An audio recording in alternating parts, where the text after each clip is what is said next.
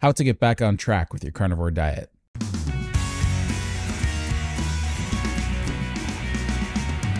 Hey, Wish I Can Bake It. My name's Bruno Panucci. I hope you're doing well. So I've taken the ad out of the center of the video, and I'm hoping you can give it a like, comment, and subscribe to help offset the fact that I've done that. I really appreciate that.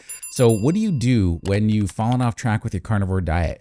When you've been doing pretty good for maybe a couple weeks or a few months, and then you had like a long weekend, or you had a vacation, or you did something a little out of the ordinary. Maybe you just went to someone's house for a barbecue and you ended up slipping up and you're full of guilt. You feel kind of frustrated that you're like, you let yourself down. You're like, I was doing so good. And then all of a sudden I let this happen. Maybe you hit a Starbucks or something like that on the way home and you had something that you shouldn't have and you feel guilty about it because you want to be more than anything consistent with what you're doing.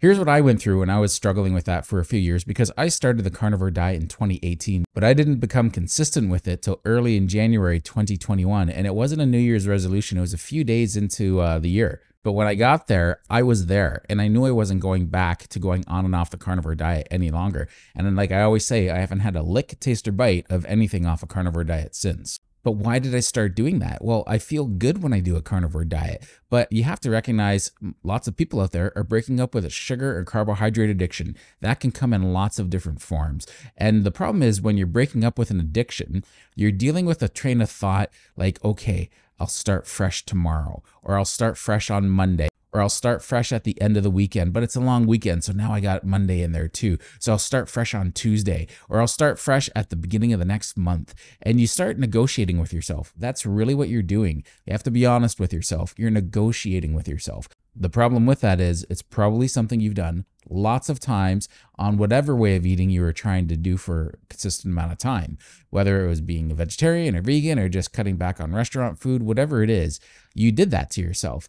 And that is not a frame of mind that has probably gotten you anywhere. Now, if you don't deal with any sort of addiction and you're more of a moderator and you can have a mouthful of a cookie or a muffin or one drink of pop or something like that, one scoop of ice cream, and you're satisfied for the week with that being a treat, then this probably isn't something you have to worry about. But I think lots of people that struggle with being consistent with carnivore, the minute they give into that one bite, they give into a whole meal or a whole day or weekend or week or month.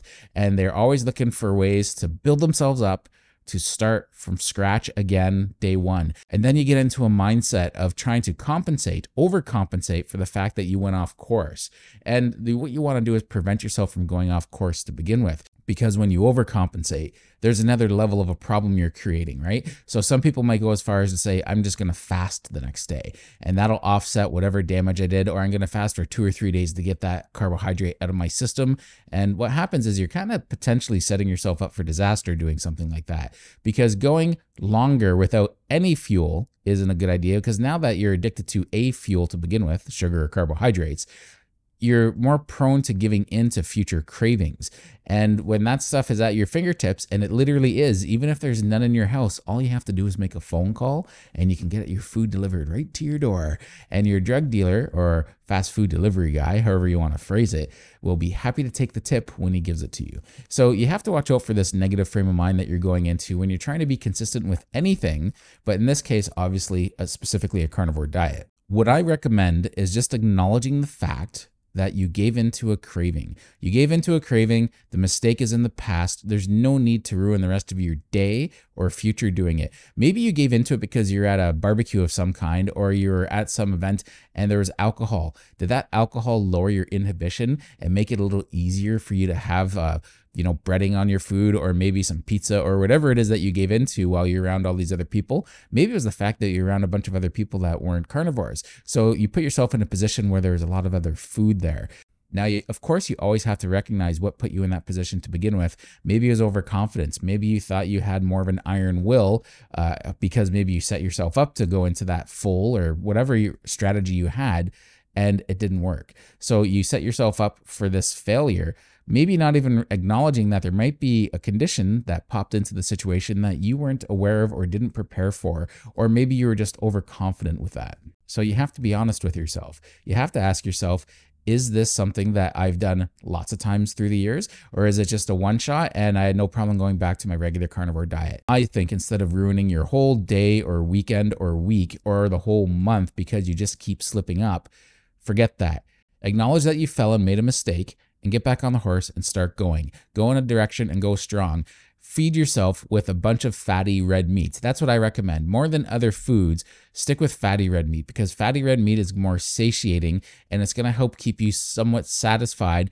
And the more satisfied you are and you're not thinking about being hungry at all, the less tempted you'll be to make a day of it or a weekend of it or a whole week of it. You want to get back to eating a lot for that one meal, maybe a couple days. You don't want to be stuffed. And quite frankly, I don't think you can get stuffed on a carnivore diet. I've tried it. You try and eat lots of red meat and you're going to get to the point where you just can't eat anymore. It's not like when you go to a restaurant or you have a bunch of other food that is, mainly carbohydrates where you can get stuffed and afterwards go, oh, I can't eat anymore. And that doesn't happen on carnivore. You just get to the point where you just can't eat anymore and you can walk away knowing that you're just full. And it's a nice feeling. So try and get full because right now you're trying to tackle one addiction, your carbohydrate addiction, right? Your sugar addiction. Don't worry right now about maybe a potential binge because you can't tackle everything at once all the time. Right now, your big obstacle is getting back on track and being consistent. So don't worry about the binging. The binging takes care of itself when you're on carnivore. For most people, maybe it takes care of itself right away. Sometimes it takes a few months or a few years, but I can guarantee you're going to make substantial progress if you're trying to binge on carnivore so that you're not tempted to eat other foods. I did that in the beginning and it worked. It worked really well until I had that shift in my mindset that made me think I'm not doing this anymore. It was something that helped get me in that first week or two. That's the most addictive time when you're trying to get rid of the physical cravings of an addiction, in this case being sugar or carbohydrates. So you at least want to get that under control and just worry about that for the first few months. Don't do any intermittent fasting if you're dealing with a carbohydrate withdrawal or sugar withdrawal. Don't worry about that. Let advanced you deal with that. Let future you deal with that. Screw you, future self, because you're worried about here and now. You're worried about today. You're not worried about tomorrow. You're not worried about how you're going to screw up tomorrow. You're not giving yourself reasons and excuses to give into your addiction. You want to deal with this right now. And you take each day at a time. Simple as that. Something I really want you to be is analytical. I want you to stop and assess and figure out where you went wrong.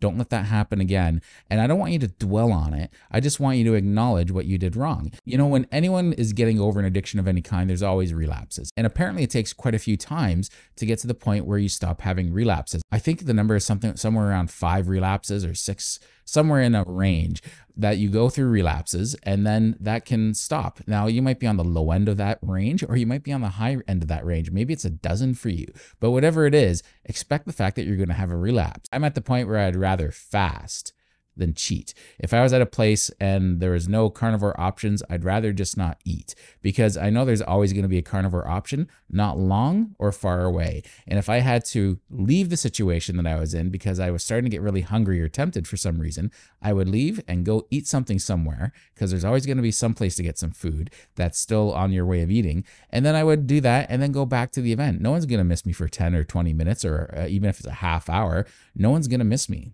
I just want you to know I've been there. I know what you're going through. If that's something you struggled with, we just got out of a long weekend. It's not always your fault because you're dealing with an addiction, but you have to keep in mind, you have to take some responsibility and accountability. It wasn't necessarily just your fault that you got this addiction, but you have to hold yourself accountable for the future. And the future doesn't start on Monday. The future starts now.